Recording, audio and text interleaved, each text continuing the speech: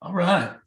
Happy Tuesday afternoon or late morning, everyone. Rich Swerbinski with the Mortgage Collaborative here once again with the Last Week in Mortgage Today, your weekly 30-minute recap of all the latest news and transgressions in the mortgage industry. And each week, as you know by now, I'm pleased to be joined by one of our lender members as my co-host. And this week's co-host, he's notoriously always a couple minutes late, but he's one of our best co-hosts, Kevin Peranio, the Chief Lending Officer from PRMG, who should be bopping in here any second.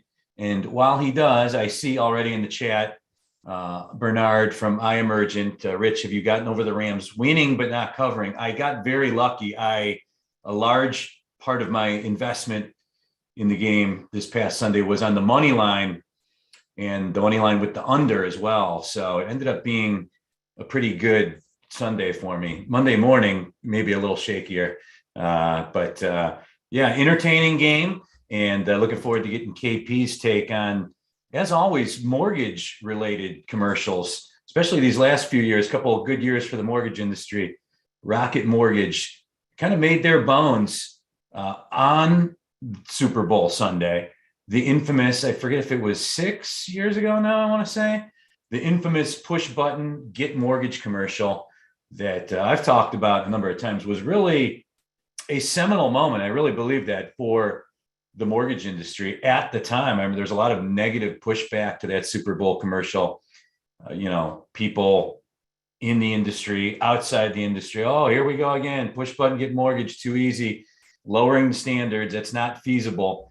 And fast forward to today, not too many years down the road, we really are at push button, get mortgage, not only with Rocket, but with a lot of lenders across America that are leveraging some of the great borrower facing tech out there that makes it a hell of a lot easier to get a mortgage today than it was 6 years ago. But really was a seminal moment for our industry. That was as Rocket was not yet the number one mortgage lender in America. I remember Wells Fargo still was. Rocket was kind of climbing the ranks. They invested a ton of money into tech. I remember having their COO, Bill Emerson, out at one of our conferences in our earlier days. And I just remember him talking about that and, how much they had invested in mobile technology and other items. And yeah, and here they are now. The stock hasn't performed great since they went public, but they're the biggest mortgage lender in America. And once again, on Super Bowl Sunday, their commercial, amongst the highest grades. USA Today always does a little post-mortem on the Super Bowl commercials, grading and rating the commercials. And second year in a row, the Rocket was rated the highest in that. And this year's was pretty funny with Anna Kendrick and Barbie fending off aggressive home buyers in a Super Bowl ad with other dolls jumping in the mix. So as we wait for KP, I'll take the moment to remind everyone that any comments, questions, thoughts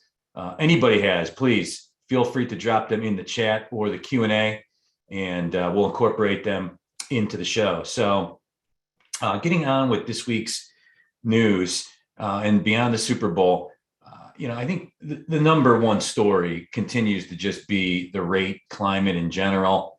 Kind of ironic. In the MBA Newslink email newsletter this morning, one of the columns they linked was the headline was, I don't think rates will get to 4% this year. And here we are. Rates are at 4% on the 30-year fix, historically still very low. And a lot of people out there that trying to offer the broader perspective. But I think the difference with what we've seen with where rates are right now is just the way that it has changed lenders and other interested parties in the housing industry, their outlook on 2022.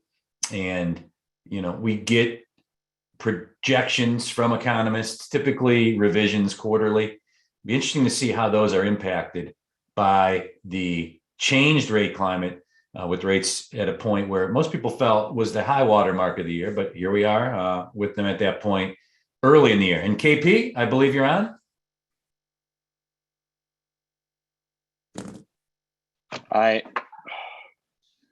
he is. I heard him. I just promoted him to panelist, so it might take a second. All right, big promotion for KP. He was in big a- run up here. Okay, we made it. How's it going, Kevin? Sorry about that. I looked everywhere. I looked at 5 emails. I looked at my calendar. I actually had to go to LinkedIn and press the link, and I sat there, raised my hand. As I said, you're one of our best co-hosts, and at this point, you know, the casually late drop-in is part of your thing. So I know. We have I know our viewers and our membership will appreciate this. We have a monthly regional manager and branch manager call, and it's for our retail channel. It's typically, like the third Tuesday of the month, right? So I did closing comments. I said, hey, I gotta go. I'm on a podcast with Rich at TMC. I'm out. Boom. nice. Hung Awesome. up right at 11. I go to my calendar. I go and I'm like, you know how I like to roll in right at a time. I'm like, oh my God, there's no link. So anyway, thank you for tap dancing. You did a great job. I heard about 3 minutes of it. Super Bowl. Let's start there. Any thoughts? Not the cleanest play game, but an entertaining game. Was talking about the Rocket Mortgage commercial that got high marks once again this year. Okay, I have something for you. And now, to be fair, I did not see the commercial. Okay, but it said all 4 homes at halftime have been sold over asking with multiple offers. She did not get any of them. That is great. Sign of the times right now. Credit to Logan Motorshami, the lead housing analyst for Housing Wire. He's the one that posted that yesterday. I didn't see that commercial. I don't know why I missed it, but it's mostly because every time I see their logo, I just immediately turn away. So I apologize. Sorry, not sorry. The only lender I know that says they want to put everyone on this call out of business. They said they want 25% market share. So that tells me everyone on this call, they want to put out of business. So I mean, everyone else, yeah, we're competitive, we're friendly, but no one else is saying that openly and out loud and actually has the money to do it. So I won't look at their commercials. I apologize. Very, very aggressive and lofty goals. Yeah. For the Rocket. Interesting to see how they transition to this almost exclusively purchase climate. Much of their rise coming off refi, but not a competitor to take lightly. One that with lofty aspirations, and organization like us, really, I'll say this to members, it's not the enemy, but it is the reason why we started the Mortgage Collaborative 8 years ago, is to empower small to medium, large size mortgage originators to stay viable, to continue to compete effectively against the largest lenders in America that are able to run $7 million Super Bowl ads. So, well, that's actually a big reason why I personally brought PRMG to the TMC, and thank you for inviting me in. It's strength in numbers, right? So whether it's the original LO and realtor at the loan level combining forces, or it's all of us networking together and coming up with ideas and collaborating. I mean, this is how we defend our turf and not only survive but thrive in a down market. So I'm with you 100%. And I remember meeting you at and knowing you from LinkedIn. I think it was MBA secondary, probably 3 or 4 Mays ago, and you saying those exact same things to me. And yeah, really appreciate you've lived up to your end of it. One of our all-star contributors here at TMC. So I always appreciate it, KP. Thank you, brother. Awesome. Well, let's get into it. I was talking a little bit about the rate climate, and we'd just be interested in your perspective. Rates have shot up to, the high water mark of where people thought they would be this year. If it's changed your perspective at all on just the broader mortgage industry. I know you guys got a lot of stuff in the hopper at PRMG, but a year that most thought would be down about 30% in volume, but it would see purchase activity up, depending on who you look at, 7 to 10%. Refis falling off. Any change in your perspective based on the start of the year to the rate climate? No, I mean, this is our kind of year, right? Everyone that's in TMC, we're in the communities, we're rooted, we're deeply rooted. We've got the realtor relationships. It's about purchase money more than rate and term refi. That doesn't mean there aren't a lot of refinances, especially cash out, but people want to buy a house. They're going to buy a house. They're going to pay the rate. That's it. So, apparently there was a de-escalation in the Ukrainian-Russian conflict, which is bad for mortgage rates. I'm not praying for a conflict or anything, but had there been one, mortgage rates usually improve, with that flight to safety trade from equities into fixed income security stocks, bonds, mortgage backs. But having said that, I mean, rates, I know you hear this all the time. It's kind of like, gosh, I guess I can get away with saying this being in the business now 21 years and being 45 years old. Rates are historically low. So, if you want to buy a house, it's still pretty cheap to own a house. I think where we have to kind of use our narrative here is say, look, you're calling us because we're local and we understand the local market. And we're going to help find you a place to live that is better than your situation renting right now. So for that first-time home buyer, we are that expert. But that might involve convincing someone to move a little bit outside of town. And, thank God this work from home, work from anywhere, thing is going on. I mean, I'm going skiing tomorrow and I have meetings all day tomorrow. So, I'm here in Newport Beach. I'll be in Park City tomorrow. It's not work from home. It's work from anywhere. So I know not every job is like that, but many of them are. And so we have to change our narrative about, even if on the margin, someone can't afford maybe what they want because rates are higher or where they're looking, it's our role to introduce into that conversation, into that dialogue. Well, a lot of people are moving, to the high desert. People are moving to Victorville, or people are moving to Banning, in Moreno Valley, or people, wherever you are in your neighborhoods, you start to say, I know some really awesome neighborhoods where people are moving to, and let me get you in touch with the realtor. I think you're going to be pleasantly surprised at how much house you can afford in this city. And it's an amazing place to raise a family. So, these are things that we do best at the local level. And so that's how we're looking at this year. And that's how we're talking about, talking about purchase business, even in a rising rate interest environment.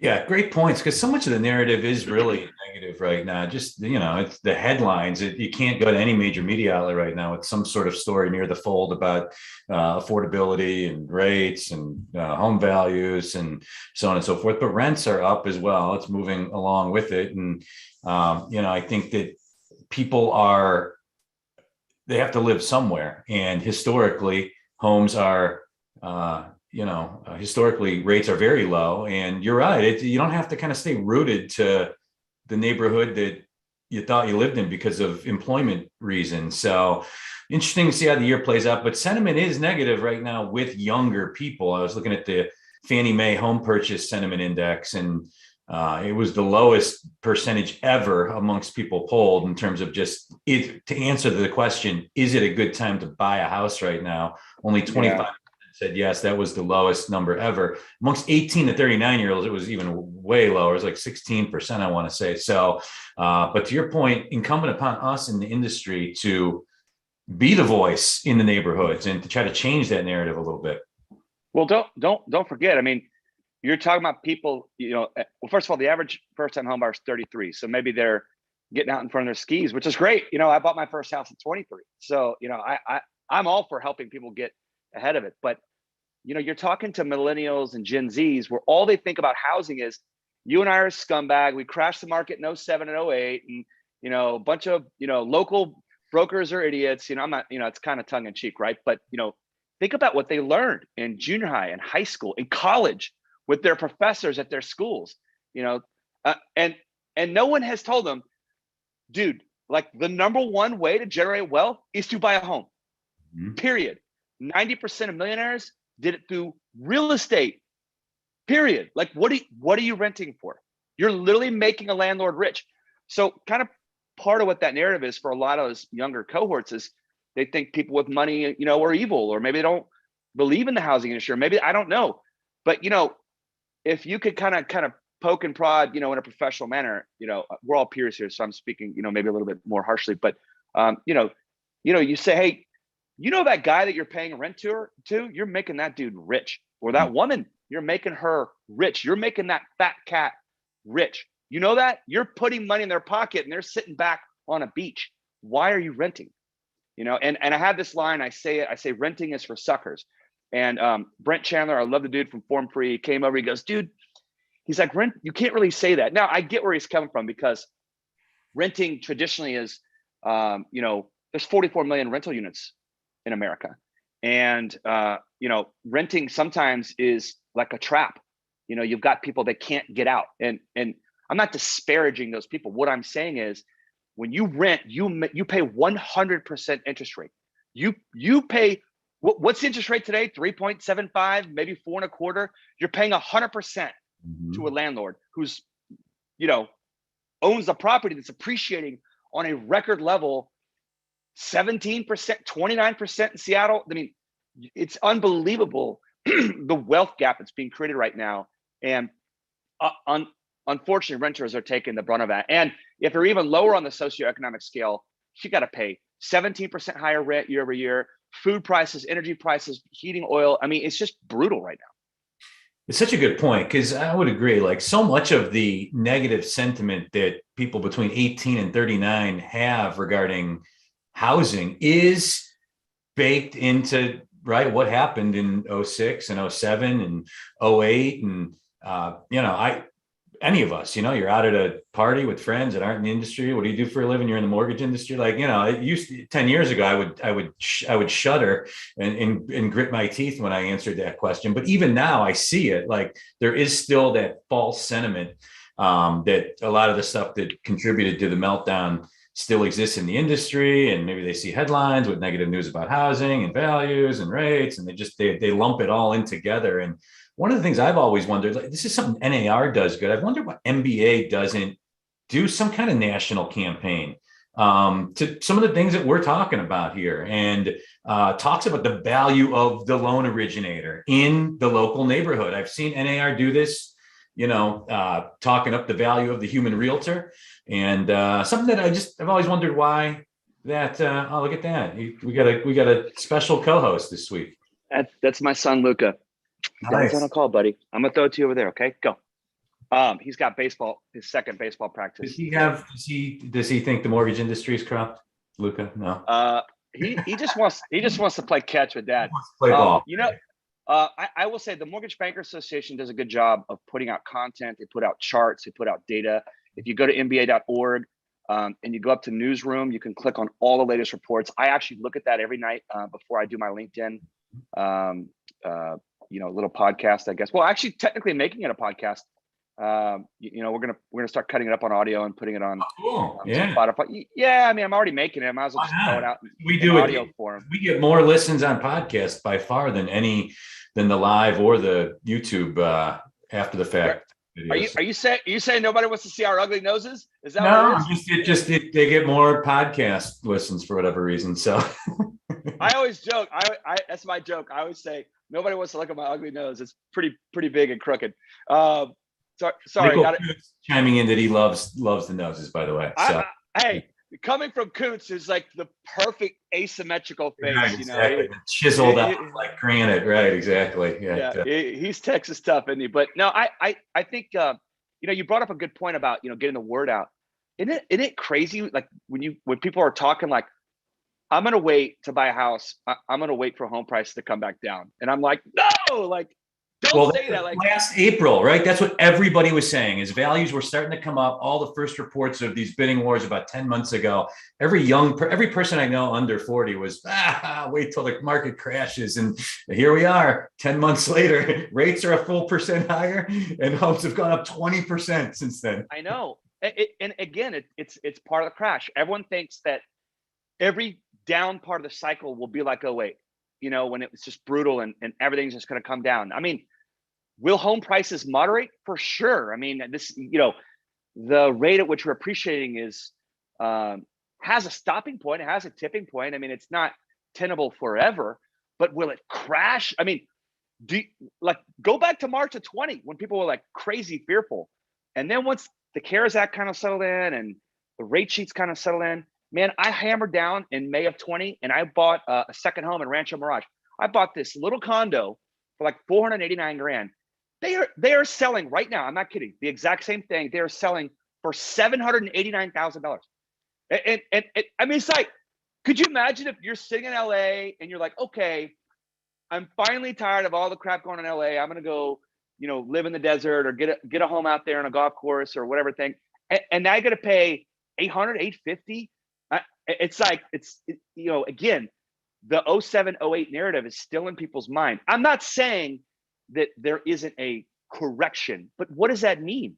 Does it mean 25% off of the values where we are today, even if that were the case, you've gone up 17, 18, 19, 2 years in a row, you've gone up, 30, but when it's all said and done, it's like you probably gained about 40% on average. I know some markets are even crazier. We'll have doubled in 3 years. So what if you come down 25%? It's like, I own Apple stock since '04. If it corrects, I'm still up. It's like people don't think of these homes like an investment or like a vehicle. And again, that's our job, is to teach this financial literacy. That's a great point. So moving on, FHFA in the news last week, coming out and laying out broad strategic goals, a 5-year plan that they want to put in place in and around safety and soundness, and obviously access to affordable and sustainable housing, and also responsibly managing their infrastructure. We were kind of batting around a good piece today that you shot over to me, and just talking about GSE reform in general, and is it dead? And I think, at least for now, right? I mean, the type of GSE reform that Mark Calabria was talking about, and moving swiftly to exit Fannie and Freddie from conservatorship, that's not going to happen anytime soon. But some things certainly happening behind the scenes. The GSE is still raising capital, and a lot of things that are going to be coming down the pike from FHFA. While they laid out the broad goals that they want to achieve over the course of the next 5 years, not a lot of detail yet. Might be starting to get some hints as things that could be coming.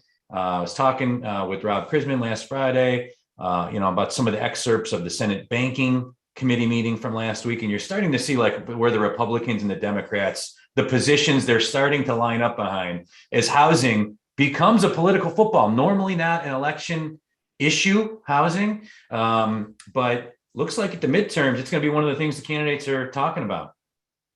Yeah, I mean, of course, that no one wants to talk about inflation. They got to talk about the one bright. They got to talk about the one bright spot. Well, first of all, it's amazing how TMC, you guys are constantly having Sandra Thompson. She's a guest speaker, and she's part of your. She listens to y'all. I mean, that's impressive. That's really impressive. So I love the fact that you are, have such good dialogue with that office. And she's not a career politician. She's not a career ideologue. She's a career housing professional. And she's very well respected by the Mortgage Bankers Association, and obviously made a ton of friends by coming out right away and going, let's get rid of that adverse market fee. I mean, what a better way. Look, my allegiance can be, purchased to an extent, I guess. That's nice to know that we're not paying this tax. So they came out the gate. They are using some common sense. And here's what's funny. It's like, our industry leans a little right. Okay, so I would say we're fiscally conservative, and that doesn't mean that we're all conservatives. And but what's interesting is when you hear liberal policies coming from the administration that want to put, that talk about affordability and lifting people up. What's crazy is, like, universally, we're like, oh, you want to put more people in housing? Great, because that's good for all of us too. And by the way, who's the best positioned at putting people that are in the lower socioeconomic ranges into houses? It's independent mortgage bankers. We're in the community. We're the ones with the roots. We're the ones that can communicate. We're the ones that can hire people of color who already have people of color. Our company was founded by a Colombian. We're more non-white employees out of 2,700 employees at PRMG than white employees. So, we're ready. Great. Bring it on. Bring on the policy. We don't need to get into ideology. But what we want is some clear goals. And what we'd like is to work together with our administration. So I think where things get a little sideways is then you got this little thing called the CFPB over here, where the guy's like, all right, you guys are evil and you have all these junk fees and we're coming to get you. Now, I actually have never heard that come out of the mouth of CFPB Director Rohit Chopra. So I actually see that more in the tabloids in our industry when they write the articles. And the MBA has done a great job of writing letters saying that, IMBs are best suited to, help lift up those, in affordable housing areas that need that help. And we are fully disclosing for years and years and years, per Dodd-Frank and all these regulations out there, all of our fees. So there aren't any quote junk fees. So I think the junk fee thing is probably more going to go towards like, debt collectors and stuff like that. So again, I think based on everything that I've heard out there, I think independent mortgage bankers are positioned really well to work hand in hand with, I guess, I sent you an email. I was like, is she acting director or is she nominee? I mean, I know she hasn't been fully nominated, but I don't know what to call her, but we work hand in hand with the nominated FHFA director, Sandra Thompson. And I guess she is still considered acting. I said this funny thing when, a few months back, I was like, can we stop calling her acting director? She's not an act. She's out here like a boss getting stuff done. So, can we please just make it official? I know Congress, things move so slowly over there. It literally takes an act of Congress to get her official. But yeah, I mean, I think, there's no one better suited than our group right here to work hand in hand with the FHFA and the administration and the CFPB. We want to help carry out these policies. Like, you think a bank is going to be nimble enough to do this stuff? I mean, they're on legacy systems of green screens, and I drive around the hood. I don't see the big banks in there. I just don't see them. So I see us in there, and so again, I think we're really well positioned to help carry out the policies that are being talked about right now on the Hill. Absolutely. And yeah, and Sandra will be once again at our upcoming conference in Miami at the Fontainebleau. Coming up here March 19 to 22. She'll be speaking on Monday morning, and also have the National Association of Home Builders CEO Jerry Howard that'll be at. So a couple good ways to start the two primary days of our conference. And we've been telling our members they have it open. FHFA has their goals that they've laid out, the parameters of the goals they've laid out, open for public input through March 11th.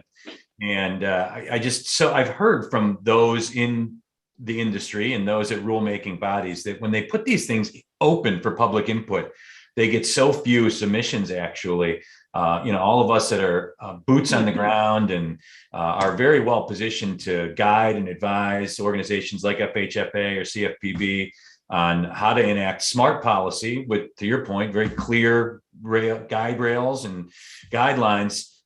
So that is open. You can find that on the FHFA website, and you can deliver your direct feedback to what acting Director Thompson as they look to sort this out. So KP, Zillow in the news once again after shuttering their iBuying operation last year, and now they've said they've refocused on a housing super app that is going to be a big part of their strategy. Not a good last period of time for many stocks at all in America, but especially Zillow stock as of late, but did bounce up 15-16% on the news of this. Any thoughts, speculation on that news by Zillow? Yeah, I mean, Zillow, only has recorded about 843 million in losses from the iBuying. They originally said it was going to be like 1.3 or something. The market's appreciating, so they let the prices come to them, and then they get rid of their inventory, and they probably not make it as much as they wrote it down initially. So, little gamesmanship with the numbers there. I knew that they were doing that, and look, they're viewed by Wall Street. They're viewed as a tech company. They're viewed as a ad sales company. They get a different multiple. Wall Street hates lenders. They think that we're only as good as the whims of the Fed and what they allow us to be. And you look at the lending stocks, they all get crushed. Wall Street literally hates lenders. It's like we get nothing, right? There's no recurring revenue, right? But you've got realtors that constantly are signing contracts, with Zillow. I mean, they're positioned very well. And I'll just add one more thing. I subscribe to Ivy Zelman's research. I recommend that for anyone that doesn't already. She put out, interesting enough, she put out, her rating on Zillow, and she thinks, at 6 times earnings, going into 24, 25, she actually thinks their stock is really well positioned to surprise to the upside. Obviously, we just saw a pop. So, I mean, love them or hate them, they're a great company. So, they have a good business model, and there's nothing that's going to deter that, from moving, except for maybe outside disruption. This is the last week in Mortgage Today. I'm Rich Swerbinsky with the Mortgage Collaborative, joined this week by PRMG's Chief Lending Officer, Kevin Peranio. KP, just a couple minutes left. Any other thoughts? Just on anything in general as we get into hopefully the end of winter. I'm looking outside, it's about 9 inches of snow here in Cleveland. So hopefully Oh man. the thaw. What are your thoughts on the spring buying season and anything else potentially around the corner for our industry? Yeah, I'll share with you what I share with my team internally, and we had our sales rallies last week for our wholesale and correspondent channel, and then our retail channel. January was a normal month. It was a normal month in a normal market. So your most like comp is 2 years ago. So January of 2020 versus January of 22. How did you do? We saw 50% growth. So that's 25% growth year over year. So that's a normal market. It's seasonally slow and cold. People are kind of getting back out on the streets, right? It takes a little bit of time for January to pick up. Then the apps start coming in. February picks up, but it's a short, crappy, cold month. And then boom, March gets going. And for those of us in the even colder areas, maybe that spring season doesn't quite kick off, depending on what the groundhog showed you. It doesn't quite kick off until April through July. So we're in a normal market. So don't compare February to February of 2020. Remember, we had massive locks in the month of February 2020. And then the first week of March is when all hell broke loose. And we locked as much in 1 week as we did the entire month of February. So you really want to look at January 20 rolling back 12 months. Those are your like comps for how your company's doing. And that will help you with your mindset, with the people you manage, with everyone on your team.